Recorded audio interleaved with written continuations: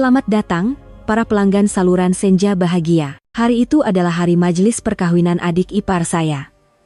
Ibu mentua saya berpesan kepada saya, dewan majelis tuh sempit, jadi suruhlah keluarga kamu jangan datang.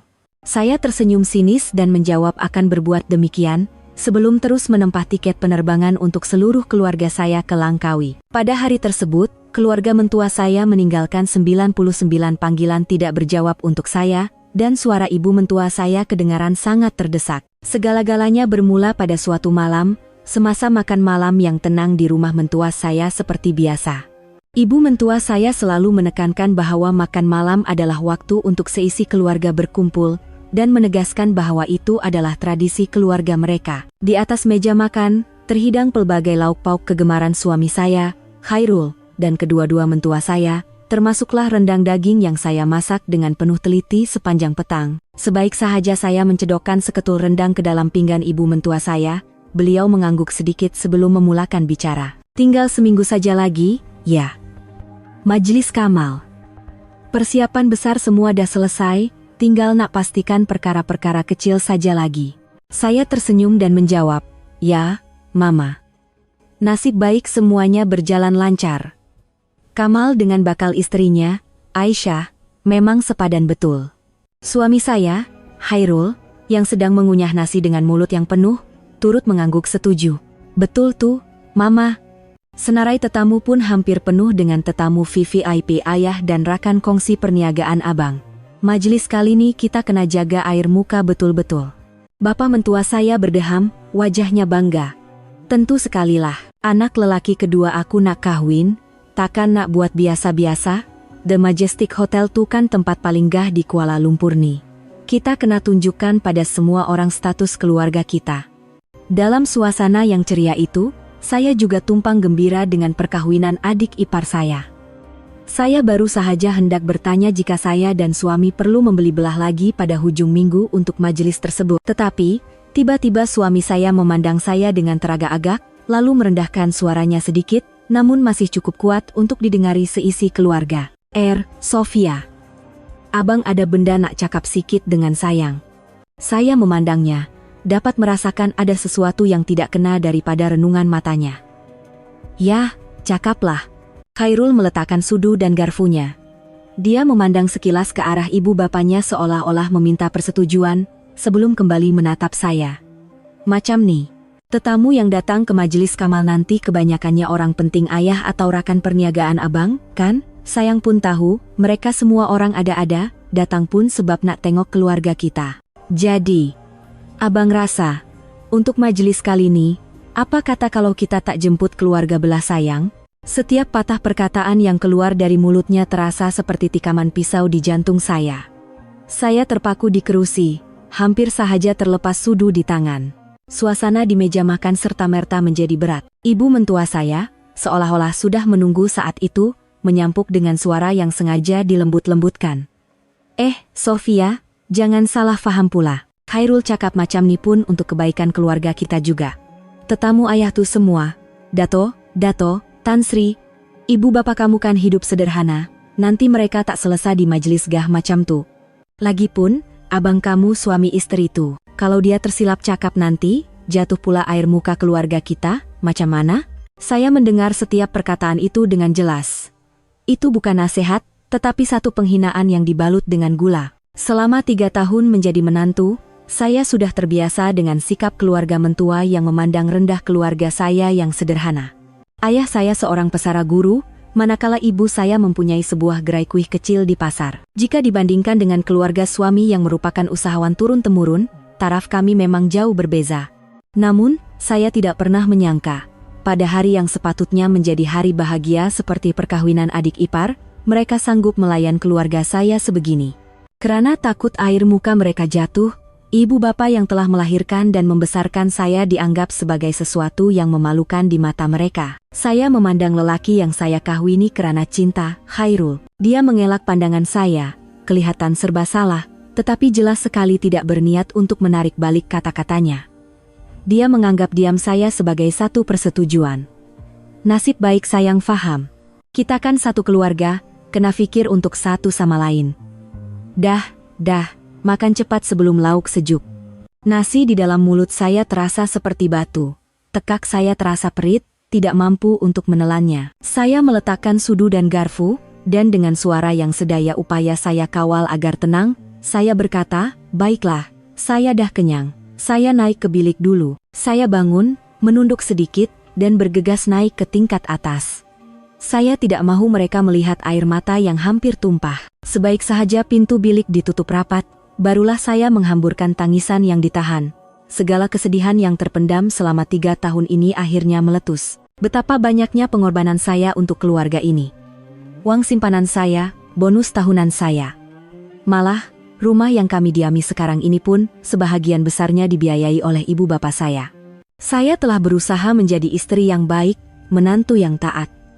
Saya hanya mahukan sedikit penghormatan. Tetapi, apa yang saya dapat? Hanya pandangan rendah dan penghinaan yang begitu pedih.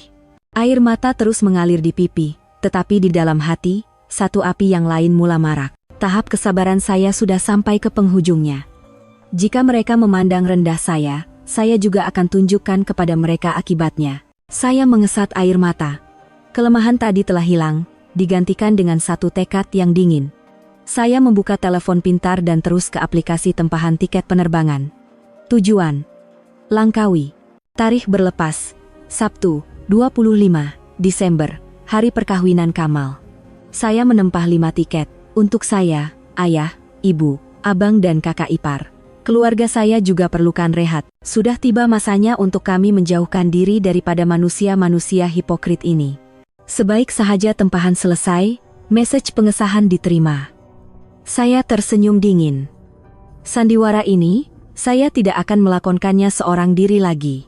Keesokan paginya, saya memberi alasan untuk pulang ke rumah keluarga sebentar, bagi melaksanakan rancangan saya. Sebaik sahaja melihat saya, ibu terus bertanya dengan wajah risau, "Adik, muka kamu nih kenapa pucat sangat? Ada apa-apa jadi kekat rumah mentua?" Saya memaksa diri untuk tersenyum. "Tak ada apa-apalah, Mak. Cuma penat sikit, hujung tahun banyak kerja." Saya tidak mahu mereka risau serta-merta. Semasa makan tengah hari, ketika abang dan kakak ipar juga ada bersama, saya membuka mulut dengan berhati-hati. "Ayah, Mak, abang, kakak, adik, ada benda nak cakap." Semua orang meletakkan sudu dan garpu, memandang saya. Saya menarik nafas dalam-dalam, mengumpul keberanian dan memberitahu keputusan saya.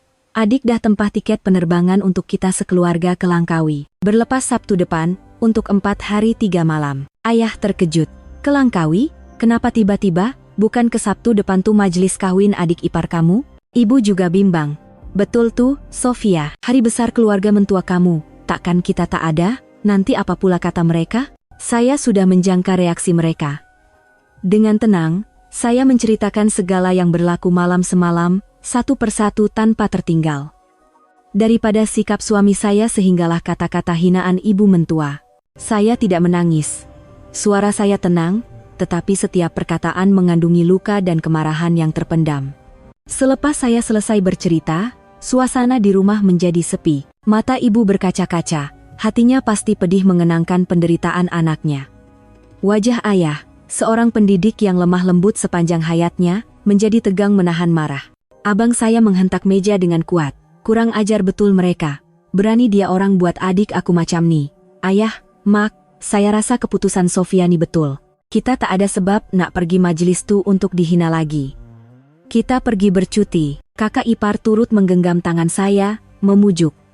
"Sofia, sabar ya. Banyak awak dah lalui, buat apa yang awak rasa betul. Kami sentiasa ada di sisi awak." Ayah diam untuk seketika. Dia memandang saya dengan pandangan yang kasihan tetapi juga bangga. Kemudian, dengan suara yang perlahan, dia berkata, "Maafkan ayah, Sofia. Sebab ayah dengan Mak tak berharta, kamu terpaksa lalui semua nih di rumah mentua." Saya menggeleng. "Bukan macam tuh, ayah. Saya tak pernah malu dengan keluarga kita, saya yang silap menilai orang. Percutian nih, saya nak kita semua bergembira dan tenang, sebagai ganti segala kesedihan yang saya lalui. Anggaplah ini hadiah daripada saya untuk ayah dan Mak." Akhirnya, seluruh keluarga saya bersetuju. Kebimbangan awal mereka bertukar menjadi kemarahan dan sokongan padu terhadap saya.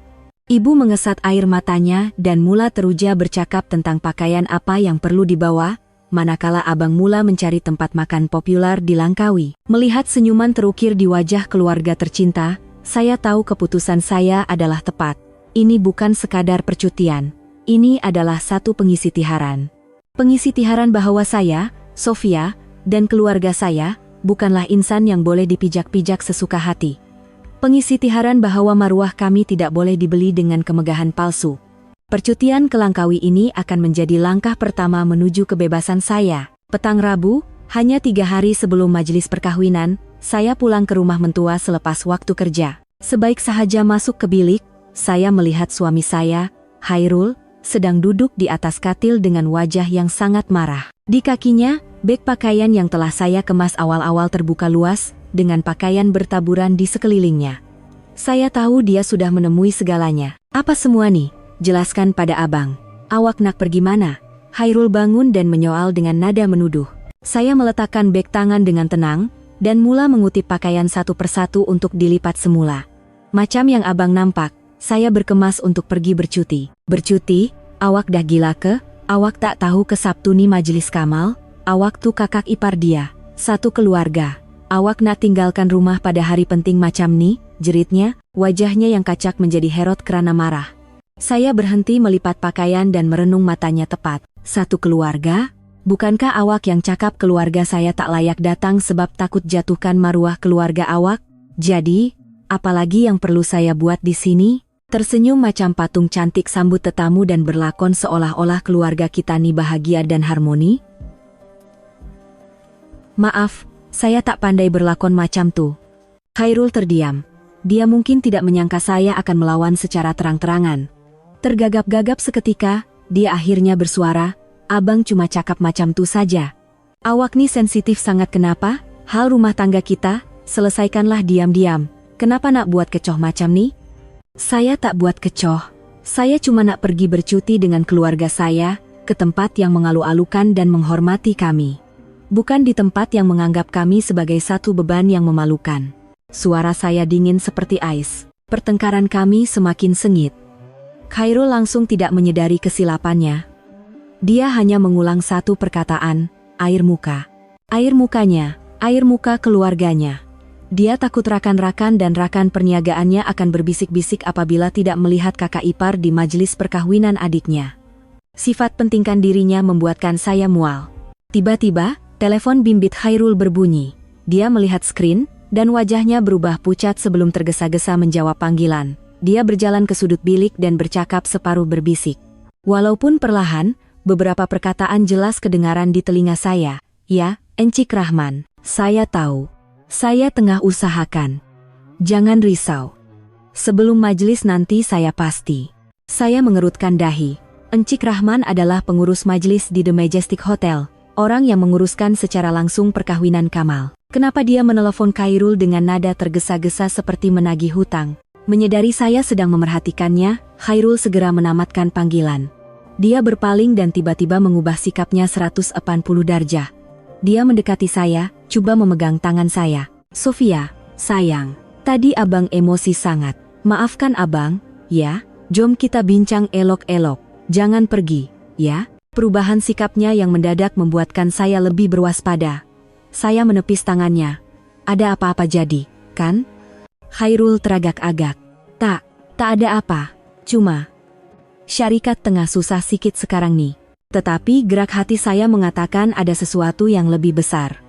Panggilan dengan Encik Rahman tadi jelas sekali berkaitan dengan Wang. Dan kenapa mereka menelepon Khairul? Bukannya bapak mentua saya yang merupakan penaja utama? Satu pikiran melintas di kepala saya.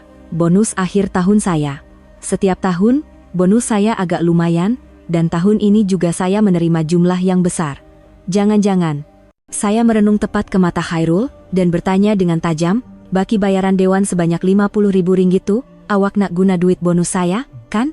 Wajah Khairul menjadi pucat lesi. Riak terkejut di matanya memberitahu segalanya. Dia tergagap, tidak mampu menyusun kata. Macam mana awak tahu? Jadi betullah, di sebalik penghinaan itu, terselit satu komplot keuangan yang jijik. Mereka bukan sahaja menghina keluarga saya, tetapi juga merancang untuk mengambil uang hasil titik peluh saya. Kemarahan di dalam diri saya membuak-buak. Saya tertawa sinis.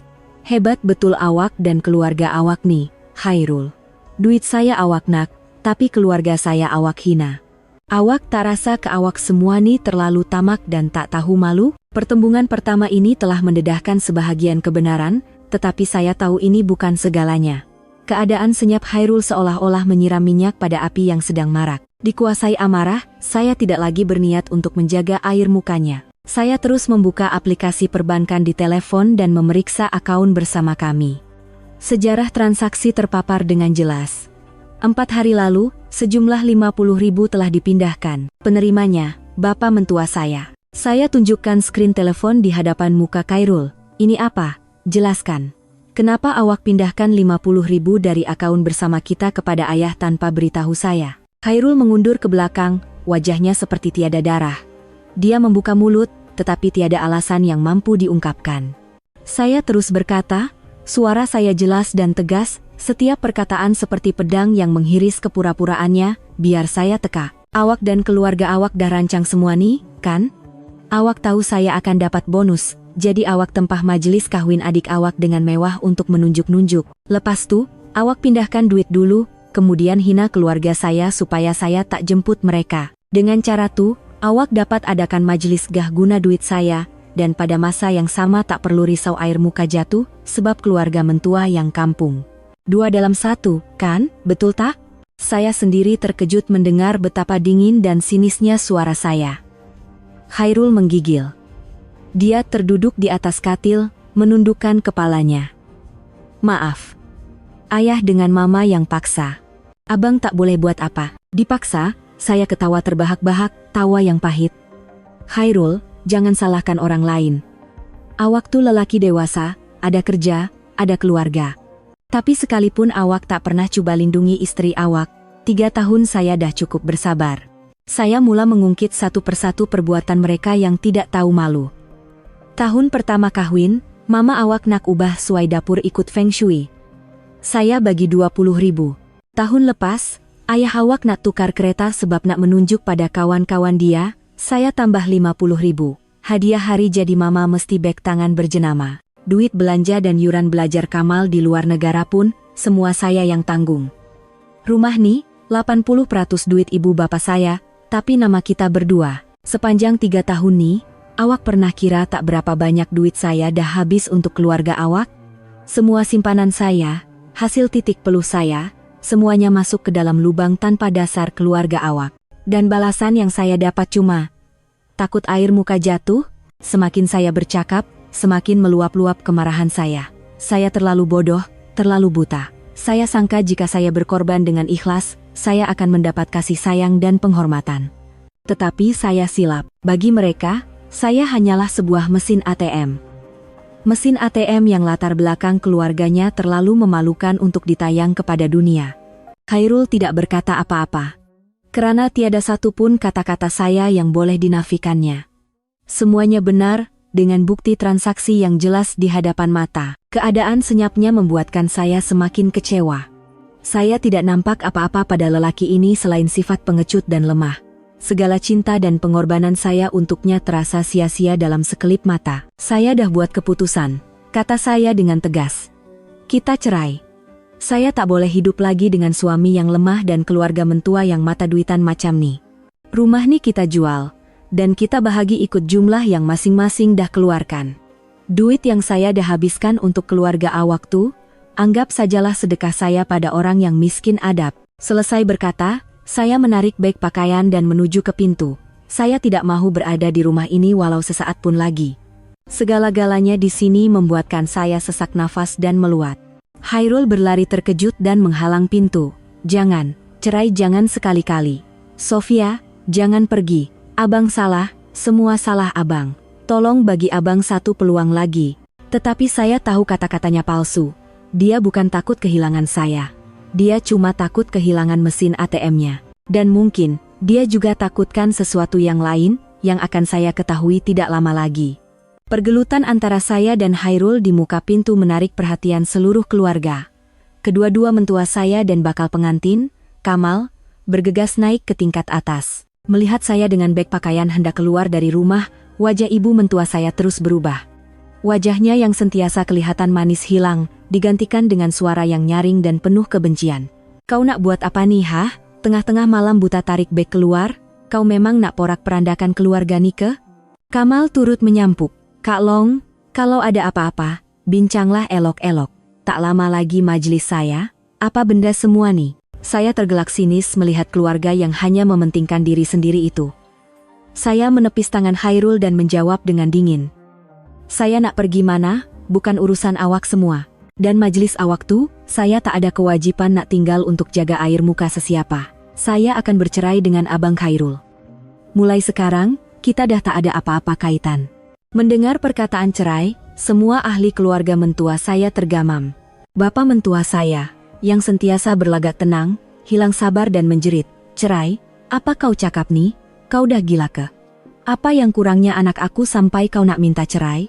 Tanyalah sendiri pada anak kesayangan Dato Tu," balas saya tanpa teragak-agak. Keadaan menjadi sangat tegang. Mereka mula menyalahkan saya.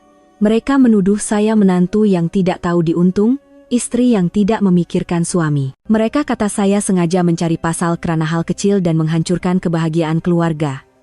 Akhirnya, topeng mereka yang hodoh dan tidak tahu malu itu terbuka. Apabila menyadari mereka tidak dapat memujuk saya dengan kata-kata, Kamal tiba-tiba melemparkan sesuatu yang tidak pernah saya jangkakan. Dia mengeluarkan sekeping kertas dari poketnya dan melemparkannya ke arah saya. "Baca nih dulu sebelum kau nak pergi." Kertas itu jatuh di kaki saya. Laporan ujian dari klinik sakit Puan. Nama pesakit, Sofia binti Ahmad. Keputusan, mengandung 6 minggu. Kepala saya berpusing. Saya mengandung? Kenapa saya tidak tahu? Jika difikirkan semula, badan saya sering letih kebelakangan ini, selera makan hilang, dan haid saya juga lewat. Tetapi saya hanya menganggapnya sebagai tekanan kerja hujung tahun. Saya tidak pernah terfikir saya mungkin mengandung. Ketika saya masih terkejut, Khairul mengubah sikapnya seolah-olah mendapat talian hayat. Daripada panik, wajahnya bertukar menjadi yakin. Dia merampas laporan ujian itu dan menayangkannya di hadapan muka saya, mengugut, "Nampak tak, Sofia? Dalam perut awak tuh ada anak abang, waris keluarga kita. Sekarang awak nak minta cerai? Awak nak anak kita nih membesar tanpa ayah?" Tergamak awak, ibu mentua saya cepat-cepat menambah, seolah-olah memberi rahmat. "Ya, sebabkan cucu aku tuh. Kali ini aku maafkan perangai kurang ajar kau. Cepat letak beg tuh, turun bawah kita bincang elok-elok." Tak elok untuk kandungan buat perangai macam nih. Mereka telah mengubah permainan. Rupa-rupanya, mereka sudah tahu saya mengandung. Mereka telah mengintip saya secara rahasia, mendapatkan keputusan ujian saya, dan kini menggunakan anak yang belum lahir ini sebagai senjata untuk memerangkap saya. Sebagai rantai untuk mengikat saya di rumah ini, untuk terus menahan eksploitasi dan penghinaan mereka. Kelicikan dan perhitungan mereka membuatkan saya seram sejuk. Mereka bukan risaukan saya, atau benar-benar gembira dengan kehadiran cucu mereka. Bagi mereka, anak ini hanyalah alat untuk mengawal saya, cut truth terakhir mereka. Melihat wajah Khairul yang penuh keyakinan dan sikap angkuh keluarga mentua saya, segala keraguan dalam diri saya lenyap.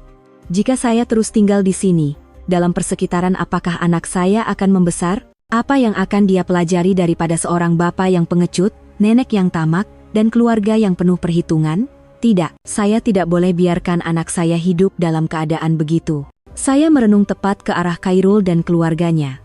Saya tidak lagi menjerit atau bergaduh. Suara saya luar biasa tenang.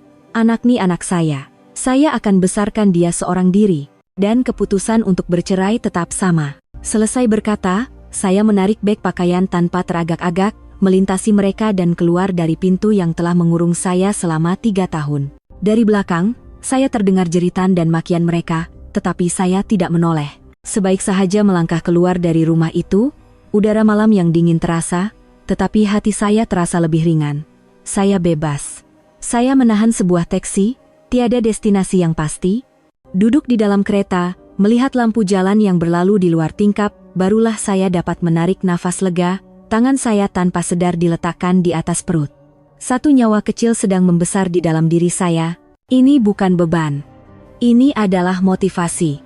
Anak ini sepenuhnya milik saya, dan sebab untuk saya menjadi lebih kuat. Saya memutuskan untuk ke rumah abang saya buat sementara waktu. Abang dan kakak ipar sangat risau melihat saya muncul di tengah malam dengan beg pakaian. Apabila saya menceritakan segalanya, terutamanya tentang kehamilan saya dan bagaimana keluarga mentua menggunakan anak itu untuk mengugut saya, wajah abang saya menjadi merah pada menahan marah. Dia mahu terus menyerbu ke rumah Khairul untuk memberinya pengajaran. Kakak ipar saya terpaksa menenangkannya. Kakak ipar memeluk saya dan memujuk, "Jangan risau, Sofia. Tinggal saja di sini. Ini pun rumah awak juga. Tentang anak tuh, apapun keputusan awak, kami akan sokong." Kehangatan keluarga membuatkan air mata saya mengalir. Malam itu, saya tidak dapat tidur. Pikiran saya melayang memikirkan masa depan, anak saya, dan proses perceraian yang bakal menyusul. Saya tahu keluarga Khairul tidak akan melepaskan saya dengan mudah, terutamanya dengan anak sebagai tebusan. Sedang saya mengelamun, telepon saya tiba-tiba berbunyi, menandakan message baru masuk, nomor yang tidak dikenali. Message-nya ringkas, tetapi cukup untuk membuatkan saya terduduk. "Puan Sofia, Puan tak nak tahu kenapa Encik Khairul setiap bulan hantar 2.000 kepada seseorang yang disimpan namanya sebagai Cikgu Yasmin?" Seluruh badan saya kaku. Cikgu Yasmin? Nama yang tidak pernah saya dengar daripada Khairul. Kenapa dia perlu menghantar uang kepada perempuan lain setiap bulan? Rp2.000 sebulan, bukan jumlah yang kecil. Pelbagai soalan bermain di pikiran. Siapakah orang ini? Kenapa dia tahu tentang perkara ini dan menghantar message kepada saya sekarang? Firasat buruk menyelubungi saya. Saya dapat merasakan di sebalik message ini, ada kebenaran yang lebih dahsyat daripada apa yang telah saya ketahui. Penipuan Khairul bukan sekadar tentang uang dan kelemahan. Dengan jari yang menggeletar, saya membalas, "Siapa awak dan kenapa beritahu saya semua nih?" Beberapa saat kemudian, balasan diterima. "Saya orang yang nak bantu Puan dapatkan keadilan. Kalau Puan nak tahu kebenarannya, kita jumpa esok pukul 9 pagi di Cafe X, Bangsar." Datang seorang. Saya merenung message itu. Jantung saya berdegup kencang. Di satu sisi, saya takut. Takut jika ini adalah satu perangkap, atau takut berhadapan dengan kebenaran yang tidak mampu saya tanggung. Tetapi di sisi lain, rasa ingin tahu dan keinginan untuk mengetahui wajah sebenar lelaki yang pernah saya cintai mendorong saya. Saya tidak boleh hidup dalam ketidaktahuan lagi. Walau sekejam manapun kebenaran itu, saya perlu tahu. Baik, saya akan datang. Selepas menghantar message terakhir, saya meletakkan telepon. Satu lagi malam yang panjang bermula.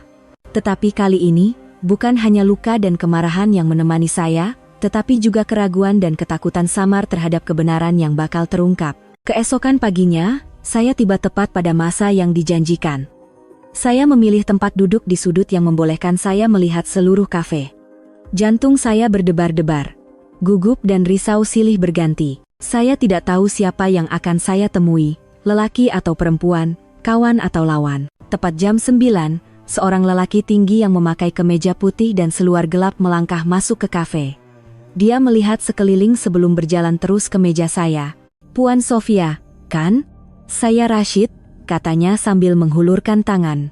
Suaranya garau dan sopan. Saya menyambut tangannya dengan waspada. "Ya, saya." "Jadi, enciklah yang hantar message pada saya?"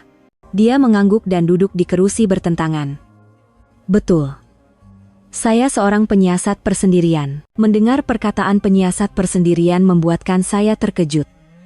Kenapa seorang penyiasat mencari saya? Siapa yang mengupahnya? Seolah-olah dapat membaca pikiran saya, Encik Rashid menyambung, "Jangan risau, Puan. Bukan suami Puan yang upah saya, tetapi orang yang berdendam dengannya." "Siapa?" saya terus bertanya. Dia tidak menjawab secara langsung, sebaliknya menolak sebuah sampul surat nipis ke arah saya. "Puan tengok nih dulu." Dengan tangan yang menggeletar, saya membuka sampul itu. Di dalamnya terdapat salinan penyata transaksi akun bank Khairul. Seperti yang tertera dalam message, setiap 5 hari bulan, sejumlah Rp2.000 dipindahkan ke akun bernama Yasmin binti Razak. Transaksi ini telah berlaku selama hampir 3 tahun, bermula hanya beberapa bulan selepas saya dan Khairul berkahwin. Mendengar nama Yasmin membuatkan jantung saya berdebar. Saya teringat nama itu, nama bekas kekasih Khairul semasa di university. Saya pernah dengar daripada kawan-kawan bahwa mereka sangat bercinta tetapi berpisah atas sebab yang tidak diketahui sebelum tamat pengajian. Khairul tidak pernah bercerita lanjut tentangnya, hanya mengatakan itu adalah kisah lama. Cikgu Yasmin tuh. Yasmin binti Razak.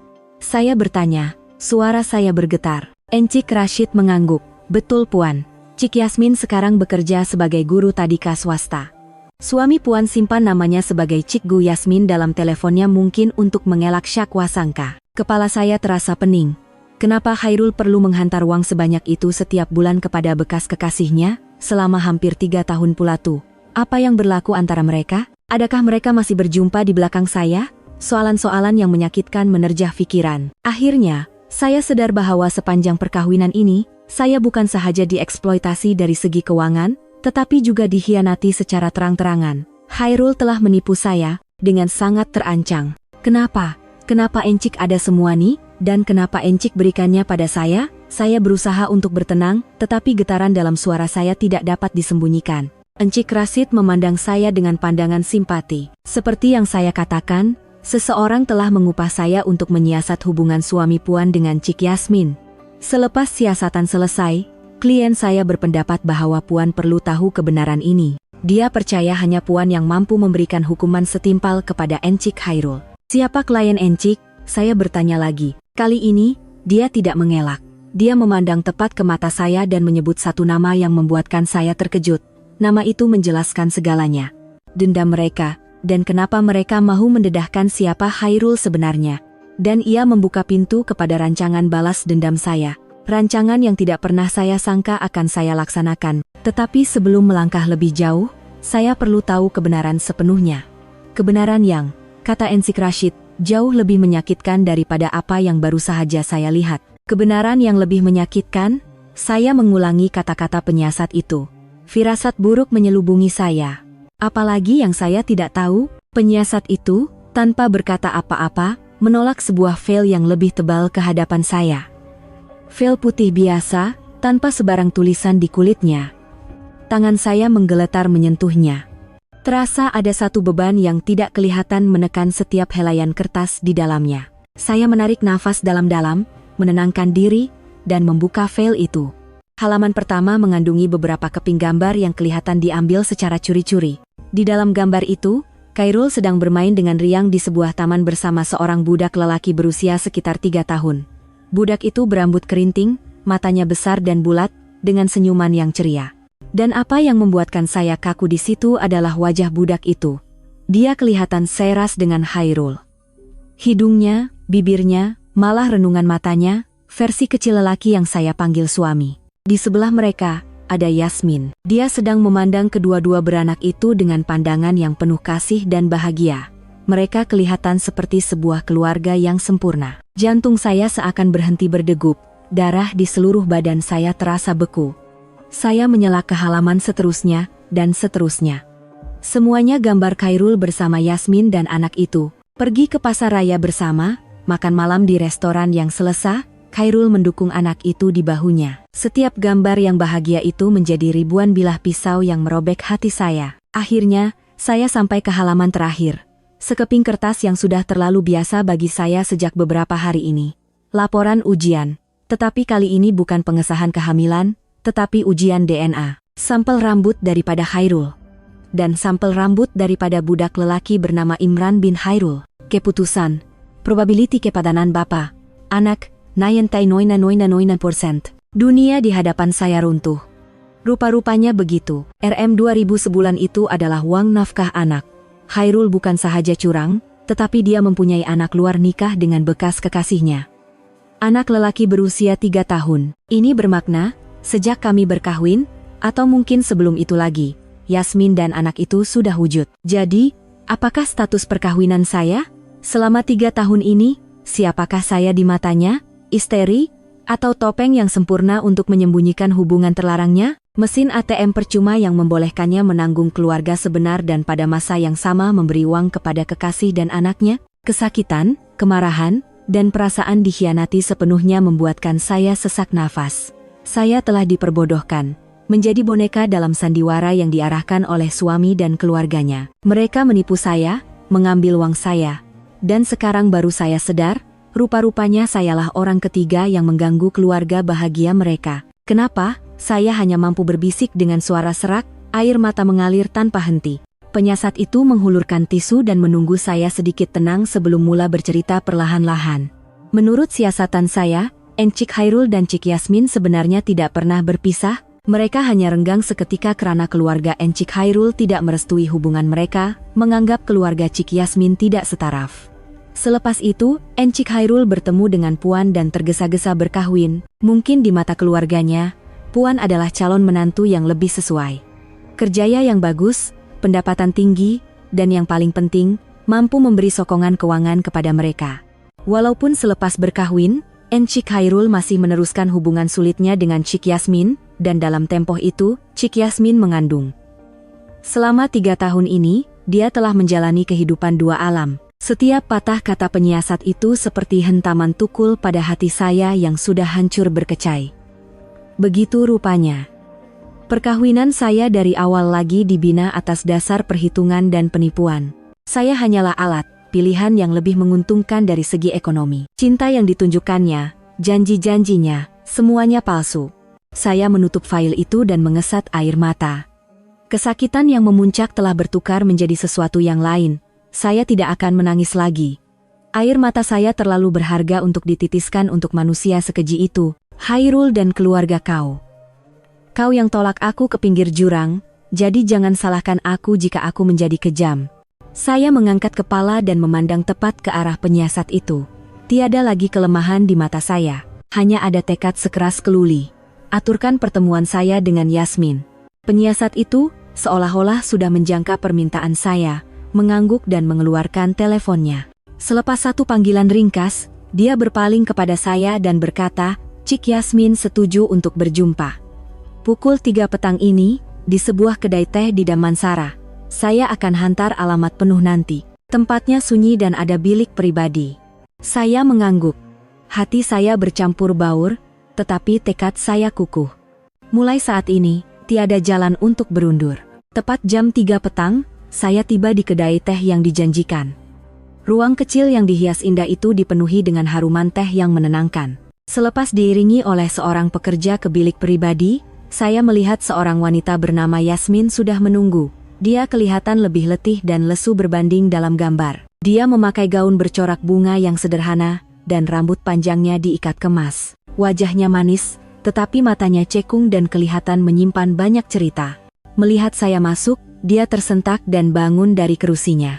Wajahnya menunjukkan campuran rasa serba salah dan bersalah.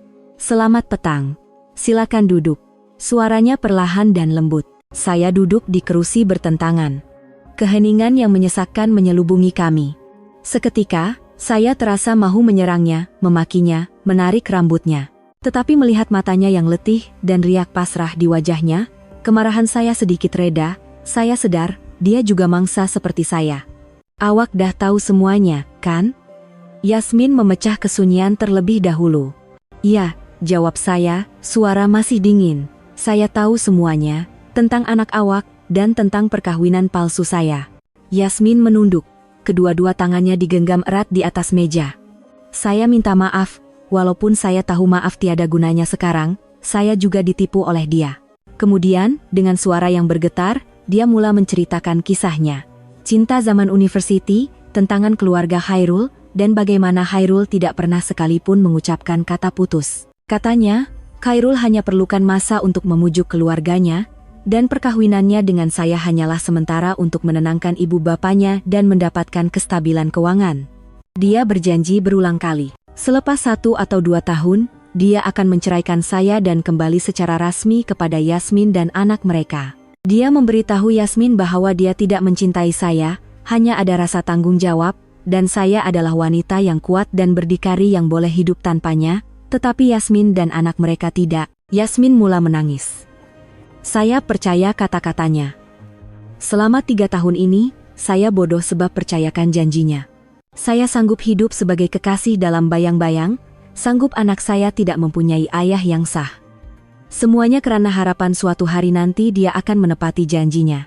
Saya mendengar dengan senyap. Rupa-rupanya, Hairul melakonkan sandiwara yang berbeza untuk kami berdua. Kepada saya, sebagai suami yang mencintai istri. Kepada Yasmin, sebagai lelaki yang terpaksa berkahwin tetapi akan kembali kepada cinta sejatinya. Dia mempermainkan kedua-dua wanita, menjadikan kami buah catur dalam rancangan mementingkan dirinya. Tapi kenapa sekarang baru awak putuskan untuk dedahkan semuanya? Saya bertanya dengan suara yang lebih lembut. Yasmin mengesat air matanya menunjukkan kemarahan. Saya dah tak tahan. Sejak kebelakangan ini, dia makin jarang datang jenguk anak, dan nafkah pun sering tertunggak. Kemudian, saya dapat tahu adiknya akan mengadakan majelis perkawinan yang sangat mewah di The Majestic Hotel. Saat itu saya sadar, dia tak akan pernah tinggalkan awak dan kehidupan mewahnya untuk kembali kepada kami. Janjinya semua palsu. Dia cuma anggap saya dan anak sebagai beban yang perlu disembunyikan. Jadi, saya upah penyiasat. Pada mulanya saya nak tahu kalau ada perempuan lain selain saya dan awak, tapi hasilnya menunjukkan betapa kejinya perbuatan dia pada awak. Saya tak boleh diam lagi. Kalau saya tak bertindak, kita berdua dan anak-anak kita akan terus dipijak olehnya seumur hidup. Satu perasaan senasib timbul dalam diri saya.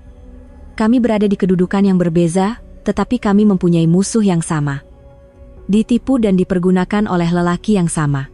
Kesakitan kami masing-masing, apabila digabungkan, menjadi satu kekuatan yang besar. Saya memandang tepat ke mata Yasmin. Jadi, apa yang awak mahukan? Saya nak anak saya dapat seorang ayah yang sah. Dan saya nak Khairul terima balasan atas perbuatannya, jawab Yasmin dengan tegas. Itu juga yang saya mahukan. Baiklah, kata saya. Saya akan tolong awak. Dan awak juga perlu tolong saya. Bersama-sama. Kita buat dia terima balasan yang paling setimpal. Saya menghulurkan tangan. Yasmin memandang saya seketika, sebelum meletakkan tangannya di atas tangan saya. Dua wanita. Seorang istri dan seorang kekasih kepada lelaki yang sama, kini secara rasmi menjadi sekutu. Satu perikatan yang dibina atas air mata, penipuan, dan dendam yang membara. Dalam perjalanan pulang, saya teringat akan tiket penerbangan ke Langkawi yang telah saya tempah. Pada mulanya, ia adalah rancangan pemberontakan senyap, satu pelarian daripada manusia-manusia kejam. Tetapi kini, segalanya telah berubah. Ini bukan lagi masalah pribadi saya seorang. Ini adalah satu peperangan untuk menuntut keadilan. Melarikan diri bukan lagi satu pilihan. Saya perlu tinggal, untuk berlawan, untuk mendedahkan segalanya, dan untuk memastikan mereka yang telah menyakiti saya menerima padanya.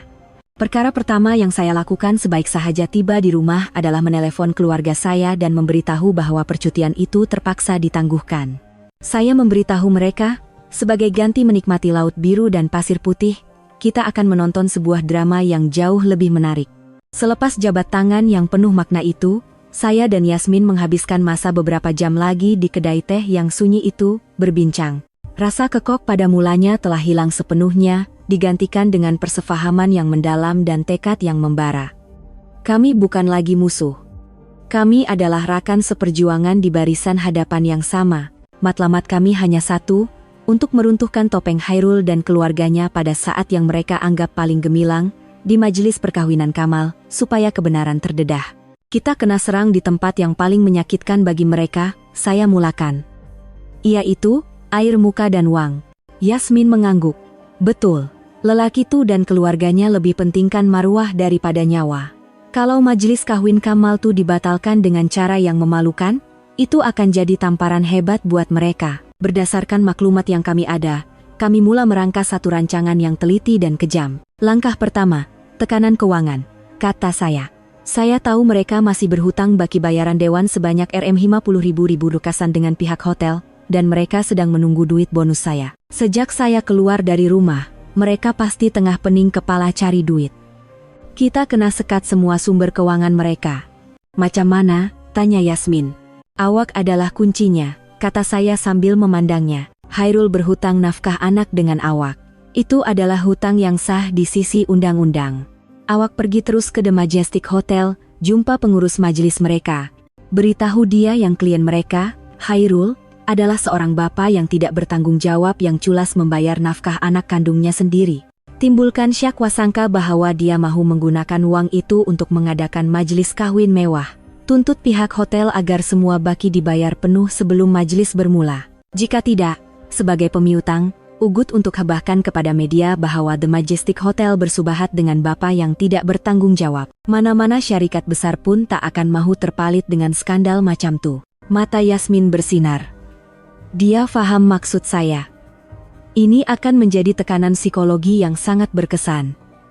Pihak hotel, demi menjaga reputasi mereka, pasti akan memberi tekanan kepada keluarga Hairul. Langkah kedua, penyediaan bukti. Saya menyambung. Esok juga saya akan jumpa peguam. Saya akan kumpulkan semua bukti transaksi bank, resit, dan dokumen berkaitan semua uang yang saya dah belanjakan untuk keluarga Tu selama 3 tahun nih. Saya akan buat pengiraan terperinci supaya semua orang boleh nampak berapa banyak saya telah diperas. Jumlahnya bukan sedikit, mungkin mencecah ratusan ribu. Saya membuat kiraan pantas di kepala. Kos ubah sesuai rumah, tukar kereta, yuran pengajian Kamal, dan perbelanjaan lain. Jumlahnya pasti lebih Rp400.000. Cukup untuk membuatkan semua orang terkejut. Sementara itu, awak sediakan sijil kelahiran anak awak dan laporan ujian DNA. Itu bukti yang tak boleh disangkal oleh sesiapapun. Saya berpesan kepada Yasmin. Baik, dia mengangguk. Dan langkah terakhir, yang paling penting, permainan media. Suara saya direndahkan, bukan kita saja yang perlu tahu. Seluruh dunia perlu tahu. Saya akan hubungi beberapa wartawan yang saya kenal. Saya tak akan beritahu butiran penuh. Cuma beritahu akan ada pendedahan menarik tentang penipuan perkawinan, anak luar nikah, dan pemerasan harta di majelis kawin anak bongsu keluarga Dato Hamid. Media sangat suka cerita macam nih. Mereka akan datang sendiri. Yasmin kelihatan sedikit teragak-agak. Kalau macam tuh, nanti tak beri kesan kepada Imran. Saya memegang tangannya. Saya faham kebimbangan awak. Tapi kalau kita tak buat macam nih, anak awak mungkin tak akan diiktiraf oleh bapaknya seumur hidup. Dan anak saya pula akan lahir dalam penipuan. Ini bukan untuk diri kita saja, tapi untuk menuntut keadilan untuk anak-anak kita. Percayalah pada saya. Selepas badai ini reda, hari akan kembali cerah. Awak dan anak awak akan dilindungi undang-undang dan boleh mulakan hidup baru tanpa perlu menyorok lagi. Kata-kata tegas saya meyakinkan Yasmin. Kami menyemak semula rancangan kami. Semuanya tersusun rapi. Yasmin akan berada di barisan hadapan, memberikan tekanan keuangan dan kejutan pertama, manakala saya akan berada di belakang, mengumpul bukti dan memberikan pukulan terakhir. Ketika kami meninggalkan kedai teh itu, hari sudah gelap. Angin malam yang dingin bertiup, tetapi di dalam hati kami berdua, api sedang marak, api dendam dan harapan. Rancangan telah diatur, sandiwara terhebat dalam hidup Hairul akan melabuhkan tirainya. Dan kami, dua wanita yang pernah dipijaknya, akan menulis penamat sandiwara itu. Keesokan harinya, Jumat, sehari sebelum majelis perkawinan, rancangan kami mula dilaksanakan. Seperti yang dirancang, Yasmin melepaskan tembakan pertama. Dia memakai pakaian pejabat yang kemas dan serius. Sijil kelahiran anaknya, bukti tunggakan nafkah daripada Hairul, dan beberapa keping gambar mereka bertiga disusun rapi di dalam file. Walaupun saya tidak menemaninya, kami sentiasa berhubung. Saya tahu dia gemetar, tetapi kasih sayangnya terhadap anak dan kemarahannya memberinya kekuatan. Saya dah sampai. Hotel ni besar dan gah betul. Message daripada Yasmin masuk. Bertenang. Awak tak buat salah apa-apa. Awak cuma datang untuk menuntut hak anak awak. Bercakap dengan yakin dan jelas, hanya beritahu fakta. Mereka lebih takut reputasi tercalar berbanding kita. Saya membalas. Tidak lama kemudian, Yasmin menelepon. Suaranya berbisik, penuh keterujaan. Saya dah jumpa Encik Rahman. Orang yang telepon Hairul hari itu. Dia nampak sangat profesional, tapi bila saya tunjuk dokumen dan mula bercerita, muka dia terus berubah. Menurutnya, Encik Rahman pada mulanya coba menjaga jarak, mengatakan ia adalah hal pribadi klien. Tetapi apabila Yasmin menyebut perkataan media dan The Majestic Hotel membantu lelaki yang lari daripada tanggung jawab sebagai bapa, dia tidak boleh duduk diam lagi. Harap bertenang, Puan, kata Encik Rahman kepadanya, sambil membawanya ke bilik berasingan dan menghidangkan teh. Perkara ini perlu kami sahkan, tetapi jangan risau. Hotel kami beroperasi atas dasar prinsip dan kepercayaan. Kami tidak akan biarkan image nama kami tercalar karena insiden yang tidak menyenangkan. Selepas mendengar keseluruhan ceritanya, terutamanya sijil kelahiran yang jelas menamakan Hairul sebagai bapa dan gambar anak yang seiras dengannya, Encik Rahman benar-benar yakin. Dia berjanji akan segera berbincang semula dengan pihak bapa mentua saya. Yasmin mengakhiri panggilan dengan berkata, dalam kontrak, mereka kena jelaskan semua bayaran selewat-lewatnya tengah hari ini, kalau tak, pihak hotel ada hak sepenuhnya untuk batalkan majelis. Rancangan kita nampaknya menjadi. Saya menarik nafas lega. Bom pertama telah berjaya diletupkan. Kini, semua tekanan beralih kepada bekas keluarga mentua saya. Mereka tidak akan ada masa untuk bernafas. Benar seperti yang dijangka, kira-kira sejam kemudian, telepon saya mula berdering tanpa henti. Sementara Yasmin mencetuskan ribut di hotel, saya juga tidak berehat. Sepanjang pagi Jumat itu, saya menghabiskan masa bersama seorang kawan lama yang juga seorang peguam, Haris. Pejabatnya terletak di tengah-tengah bandar. Apabila saya menceritakan segalanya, eksploitasi keuangan, anak luar nikah suami, dan rancangan balas dendam di majelis perkawinan, Haris hanya mengangguk diam, wajahnya menjadi semakin serius. "Sofia, teruk betul kau kena," katanya selepas saya selesai bercerita. "Dari segi undang-undang, kita ada kelebihan penuh. Cerai itu pasti, yang penting sekarang ialah untuk kau dapatkan balik sebanyak mungkin apa yang dah hilang, dan pastikan mereka dapat balasan setimpal." Saya mengangguk, "Sebab itulah aku datang jumpa kau.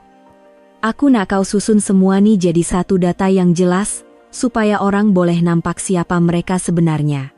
Kami terus memulakan kerja. Saya memberi Haris akses kepada semua akun bank saya sejak 3 tahun lepas. Kami meneliti setiap transaksi, uang yang dipindahkan kepada mentua, uang tunai yang dikeluarkan untuk kegunaan Hairul, yuran pengajian dan sara hidup Kamal, semuanya direkod dengan teliti.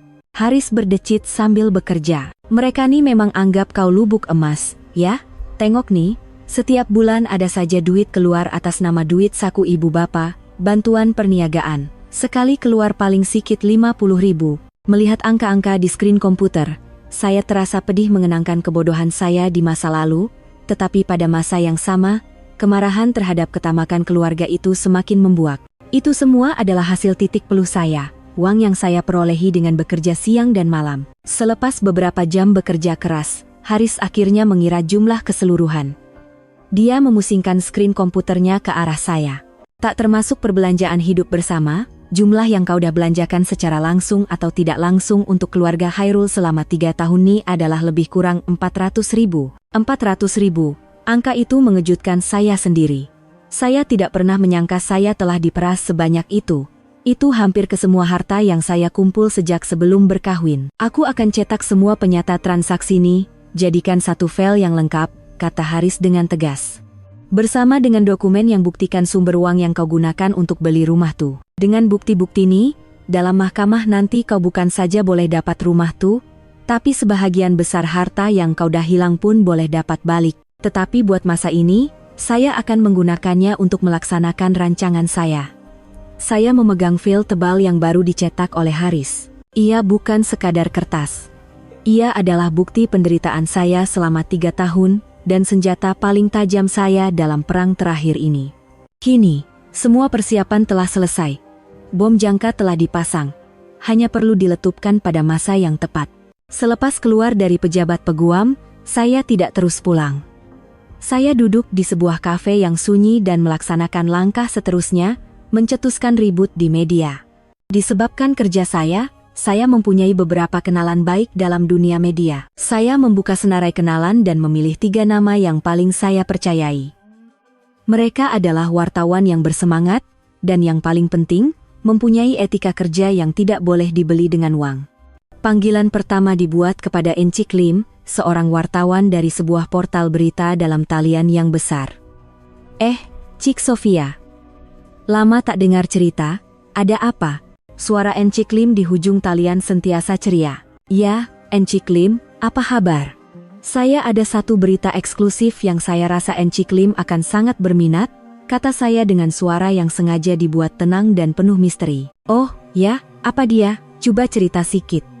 Esok, di majelis perkawinan anak bongsu keluarga Dato Hamid di The Majestic Hotel, akan ada satu drama menarik yang akan dipentaskan. Temanya, penipuan perkawinan, curang, anak luar nikah, dan pendedahan pemerasan harta. Pelakon utama, pelakon pembantu, dan bukti kukuh semuanya dah siap sedia. Encik Lim diam selama beberapa saat. Saya tahu dia sedang memproses maklumat itu. Sebagai wartawan veteran, dia tahu ini adalah satu berita gempar. "Betul ke nih? Boleh percaya ke sumber nih?" "Sudah tentu, saya sendiri orang dalam. Encik Lim cuma perlu hantar orang ke sana tepat pada masa majelis bermula. Saya jamin, ini akan jadi berita solo terbaik bulan ini." Tanpa perlu berkata lebih, Encik Lim terus bersetuju. Baiklah, saya percaya. Kita jumpa di sana esok. Saya menghubungi dua wartawan lain dengan cara yang sama. Reaksi mereka juga tidak berbeza. Umpan telah dilontar, dan ikan-ikan besar telah memakannya. Tetapi itu belum cukup. Saya mahu cerita ini tersebar lebih luas, untuk membangkitkan rasa ingin tahu orang ramai sebelum acara utama bermula. Saya menggunakan SIM baru untuk membuat satu akun media sosial tanpa nama.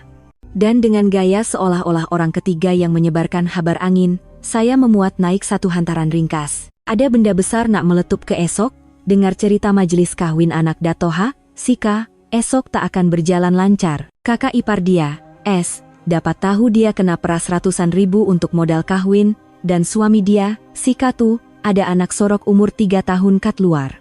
Paling best, perempuan simpanan dia tuh nak bawa anak datang majelis, tuntut pengiktirafan. Drama pukul 7 di The Majestic Hotel esok. Tak sabarnya. Walaupun akun baru, penggunaan singkatan nama yang samar-samar dan kandungan yang sensasi membuatkan hantaran saya cepat mendapat perhatian. Beberapa laman gosip mula menangkap screen dan menyebarkannya. Dalam masa beberapa jam sahaja, cerita itu menjadi tular di media sosial. Orang ramai mula meneka bahwa ia merujuk kepada keluarga Dato Hamid. Badai mula terbentuk. Awan gelap mula berarak tebal di atas langit keluarga Dato Hamid. Dan saya, pencetus badai itu, dengan tenang menghirup kopi yang sudah sejuk sambil menunggu hari esok tiba.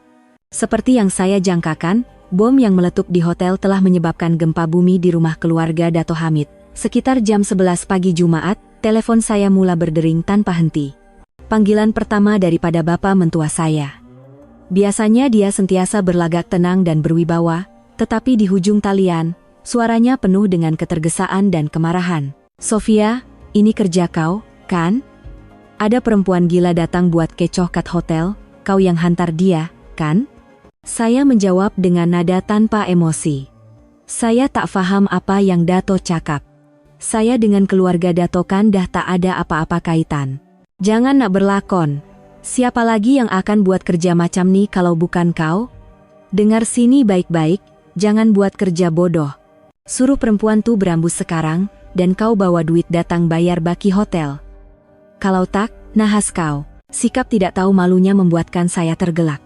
Dalam keadaan begini pun, dia masih pikir dia boleh mengugut dan mengarah saya. Duit saya 1 sen pun tak ada. Dan saya pun tengah dalam perjalanan ke lapangan terbang nak pergi bercuti nih. Selamat pengantin barulah, ya. Saya terus meletakkan telepon sebelum dia sempat berkata apa-apa. Seterusnya, panggilan daripada ibu mentua saya. Berbeza dengan suaminya, dia menggunakan taktik merayu dengan air mata. Sofia, kenapa buat kami macam nih, nak? Mama tahu kamu marah, tapi takkanlah sampai nak rosakkan majelis Kamal. Apa salah dia? Baliklah, nak. Apa-apa masalah suami istri, kita bincang elok-elok. Kamu tuh mengandung, tak elok jalan merata-rata, kesian kat baby. Fikirlah pasal cucu mama tuh. Dia tidak lupa menggunakan cucunya yang belum lahir sebagai umpan. Tetapi saya bukan lagi si bodoh yang dulu. Mama, anak ni anak saya, bukan cucu mama. Dan saya tak akan sekali-kali besarkan anak saya dalam keluarga macam keluarga mama. Sudahlah berlakon tuh, saya dah penat.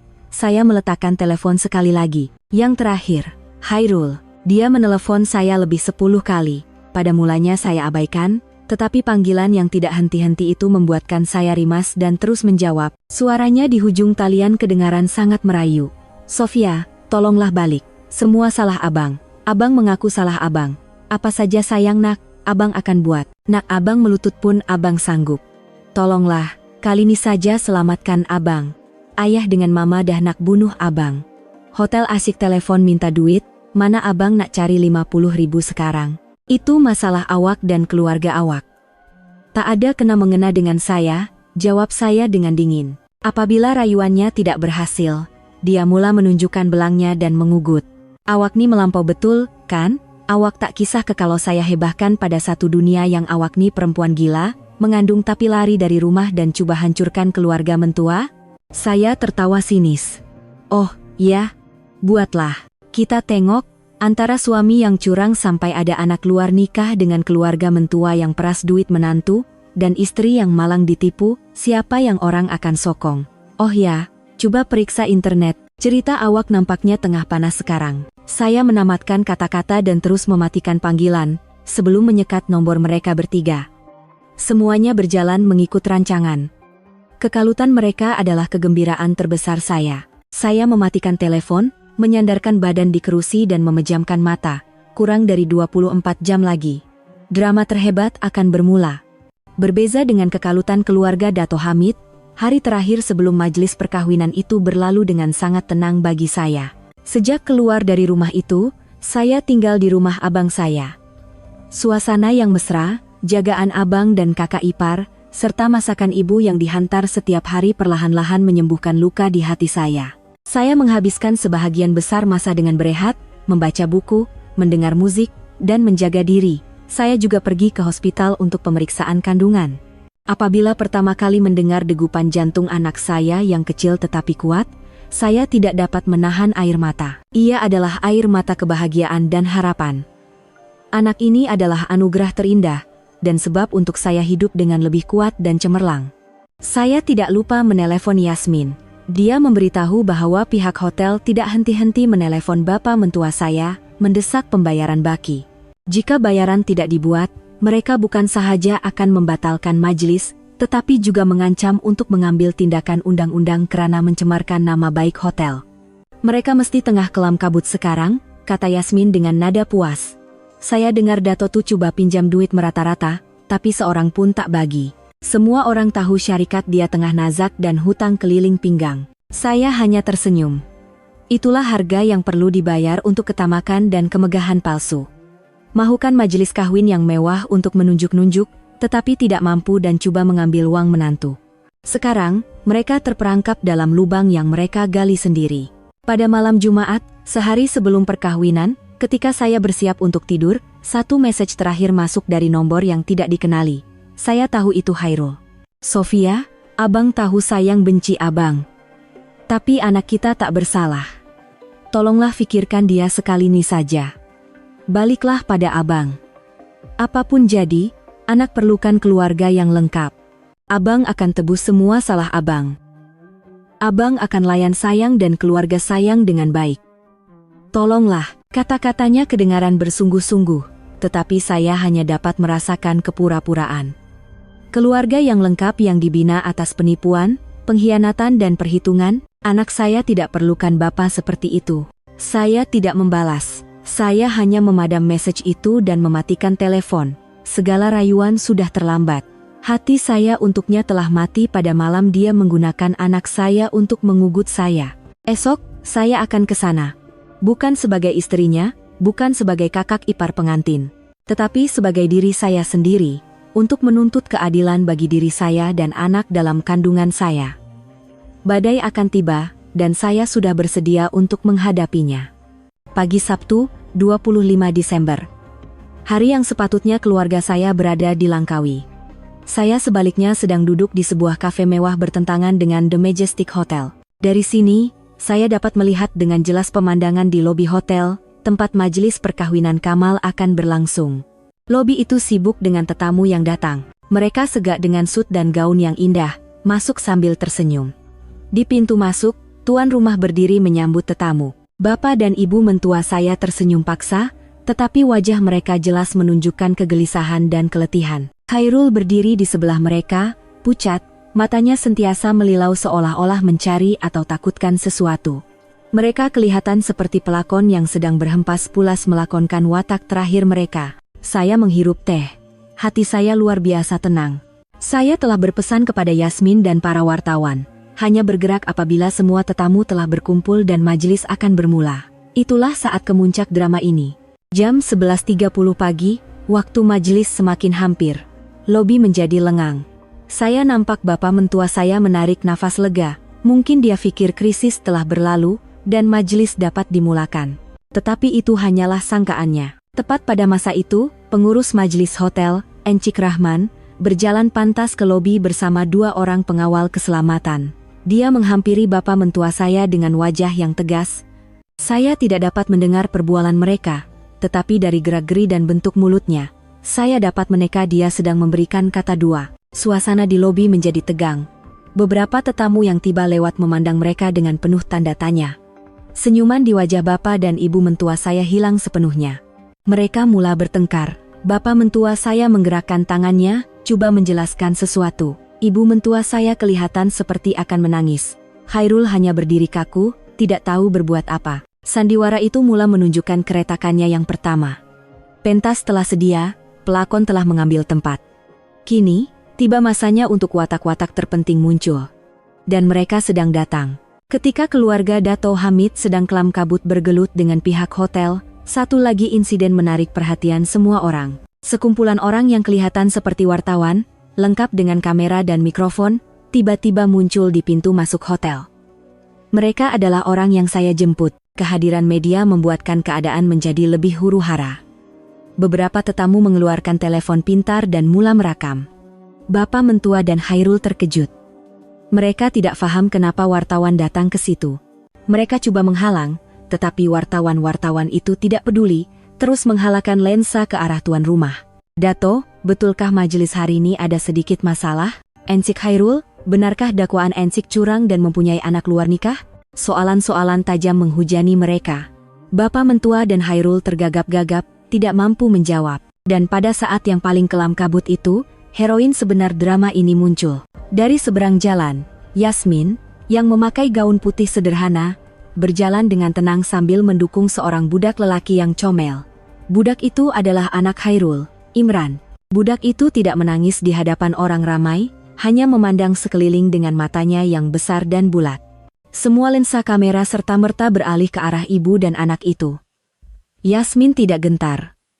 Dia mendukung anaknya, meredah kepungan wartawan, dan berdiri di hadapan Khairul yang telah kaku seperti patung. Dia menarik nafas dalam-dalam, dan dengan suara yang jelas dan lantang untuk didengari semua, dia berkata, "Khairul, saya datang bukan untuk rosakkan majelis adik awak. Saya datang untuk tuntut seorang ayah untuk anak saya." Kemudian, dia menunduk sedikit, menunjuk ke arah Khairul dan berkata kepada anaknya, "Imran, tengok tuh. Itu ayah." Suasana seolah-olah meletup. Bisikan dan kekecohan kedengaran di mana-mana. Pandangan semua orang tertumpu pada budak itu, dan tiada siapa yang boleh menafikan betapa serasnya dia dengan Khairul. Ia adalah bukti hidup yang tidak dapat disangkal. Khairul, dengan wajah pucat lesi, mengundur beberapa langkah. Dia menggelengkan kepala dan tergagap, Tak, awak siapa? Saya tak kenal awak." Penafiannya yang pengecut itu hanya memburukkan keadaan. Yasmin memandangnya dengan pandangan yang bercampur hina dan pedih. Dia tidak perlu berkata apa-apa lagi. Babak pembukaannya sangat berjaya. Bom pertama telah meletup, dan kemusnahannya cukup untuk menggegarkan temel palsu keluarga Dato Hamid. Ketika semua perhatian tertumpu pada konfrontasi dramatik antara Yasmin dan Khairul, saya memutuskan untuk membuat kemunculan saya. Saya keluar dari kafe dan berjalan dengan tenang ke arah hotel.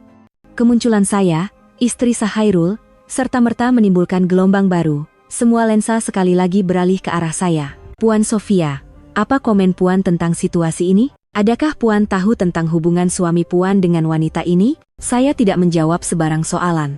Saya berjalan senyap ke sebelah Yasmin, berhadapan dengan suami pengkhianat dan keluarga hipokritnya. Saya memandang Khairul yang sedang menggigil ketakutan, dan mentua saya yang memandang saya dengan mata yang bercampur marah dan ngeri. Saya tersenyum. Senyuman yang nipis, tetapi penuh dengan penghinaan yang melampau. Kemudian, saya berpaling ke arah para wartawan. Suara saya tidak kuat, tetapi cukup jelas dan tegas untuk menenangkan bunyi bising di sekeliling. "Tuan-tuan dan puan-puan wartawan, terima kasih kerana datang hari ini. Apa yang Cik Yasmin katakan tadi adalah benar. Dan untuk mengesahkan lagi keraguan Anda, saya, sebagai istri sah Encik Khairul, akan berikan beberapa lagi bukti." Saya membuka beg tangan saya dan mengeluarkan 2 file yang telah saya sediakan. Satu saya berikan kepada Encik Lim, wartawan yang paling saya percayai. Satu lagi saya angkat tinggi untuk dilihat semua orang. Ini di tangan saya mula menjelaskan.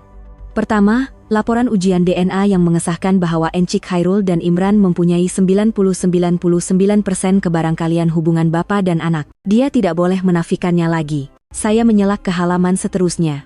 Kedua, ini adalah penyata bank yang membuktikan bahwa selama 3 tahun, Encik Khairul telah menghantar Rm2.000 setiap bulan kepada Cik Yasmin sebagai nafkah anak. Mungkin dia seorang bapa yang bertanggung jawab, tetapi dia juga seorang suami yang penipu.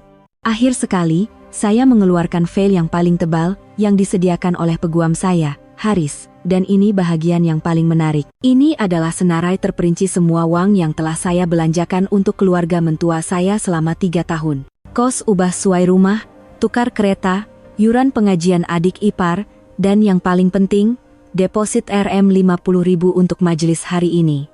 Jumlah keseluruhannya mencecah hampir Rp400.000. Mereka bukan sahaja mempermainkan perasaan saya, tetapi mereka juga menggunakan saya seperti mesin ATM. Setiap bukti yang saya bentangkan adalah seperti hentaman tukul ke atas kepala Khairul dan keluarganya. Khairul kaku di tempatnya, hampir rebah. Dia tidak dapat memberikan sebarang alasan. Semua bukti terlalu jelas dan tidak dapat disangkal. Wajah tenang Bapak mentua saya menjadi biru menahan marah dan malu, manakala ibu mentua saya terduduk di lantai, menangis meraung-raung. Penipu, tamak, mementingkan diri, hipokrit, wajah sebenar mereka telah terdedah sepenuhnya di hadapan berpuluh-puluh wartawan dan seluruh dunia.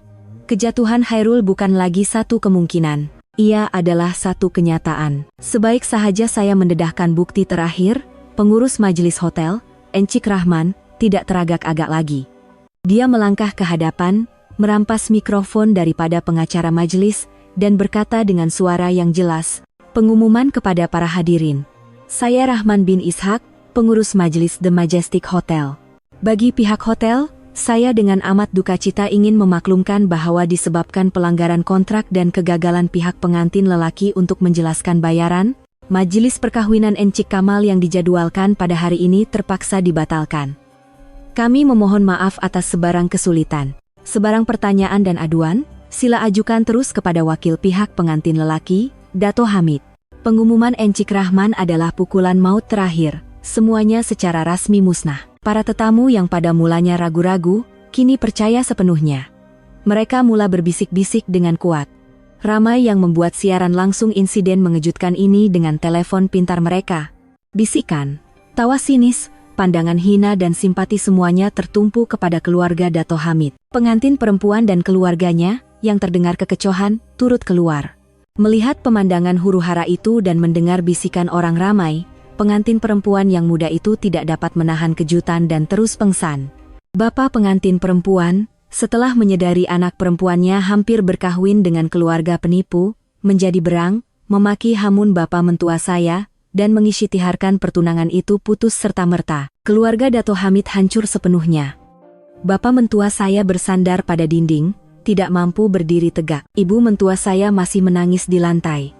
Pengantin lelaki yang malang, Kamal, hanya berdiri kaku seperti orang hilang akal. Dan punca segala-galanya, Khairul, menundukkan kepalanya, tidak berani memandang sesiapa. Kemegahan, air muka, segala yang mereka bina atas kepalsuan, hancur menjadi debu dalam sekelip mata. Tugas saya dan Yasmin telah selesai. Kami berpandangan dan mengangguk tanpa kata. Tiada lagi rasa benci, hanya ada kelegaan. Terasa seperti semua beban di hati telah diangkat. Saya berpaling dengan dingin dan berjalan keluar dari kerumunan yang huru-hara itu.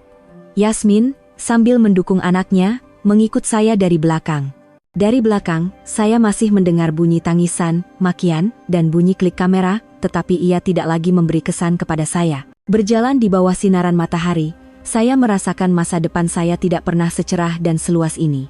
Sebulan kemudian, angin laut yang masin di Langkawi meniup lembut rambut saya. Saya duduk di kerusi rehat di bawah naungan pokok kelapa, memandang pantai pasir putih yang terbentang luas dan laut biru yang berkilauan di bawah sinaran matahari. Ibu bapak saya sedang berjalan-jalan di sepanjang pantai, manakala abang dan kakak ipar saya bermain air bersama anak-anak mereka. Tawa riang mereka, berpadu dengan bunyi ombak, mencipta satu melodi yang damai dan bahagia. Percutian ke Langkawi yang tertangguh sebulan akhirnya menjadi kenyataan. Ini bukan lagi satu pelarian, tetapi satu kerayaan yang sebenar, kerayaan untuk kebebasan dan permulaan baru. Semua urusan selesai dengan cepat dan lancar. Proses perceraian saya dan Khairul selesai dalam masa seminggu. Dengan bukti-bukti yang tidak dapat disangkal, saya mendapat hak penjagaan anak sepenuhnya. Rumah kami, yang sebahagian besarnya dibiayai oleh ibu bapak saya, juga menjadi milik saya. Selepas skandal perkawinan itu, Khairul dan keluarganya jatuh muflis. Syarikat bapak mentua saya diisytiharkan bangkrut, dan mereka terpaksa menjual rumah besar mereka untuk membayar hutang. Khairul dipecat dari syarikatnya, dan Kamal ditinggalkan tunangnya. Mereka membayar harga yang sangat mahal untuk perbuatan mereka. Yasmin juga mendapat apa yang dia mahukan. Melalui keputusan mahkamah, Hairul terpaksa mengiktiraf anaknya dan membayar nafkah setiap bulan. Walaupun dia tidak mendapat seorang suami, sekurang-kurangnya anaknya mempunyai identiti yang jelas. Kami kadang-kadang masih berhubung, seperti rakan seperjuangan yang telah melalui perang bersama. Saya meletakkan tangan di perut, merasakan kehidupan yang semakin membesar setiap hari. Saya memutuskan untuk melahirkan anak ini. Dia bukan bukti perkawinan yang salah. Dia adalah harapan dan masa depan saya. Saya akan membesarkannya seorang diri, memberinya kehidupan yang terbaik, dalam persekitaran yang paling bersih, penuh dengan kasih sayang saya dan keluarga. Melihat keluarga saya yang bahagia di sisi, saya tersenyum. Saya telah kehilangan seorang suami yang kejam dan keluarga mentua yang penuh perhitungan. Tetapi saya telah menemui semula diri saya, Sofia yang kuat, bebas dan berdikari. Masa lalu telah ditutup. Babak baru dalam hidup saya, yang penuh dengan kegembiraan dan cahaya, bermula di sini. Di pulau yang indah ini, saya benar-benar dilahirkan semula.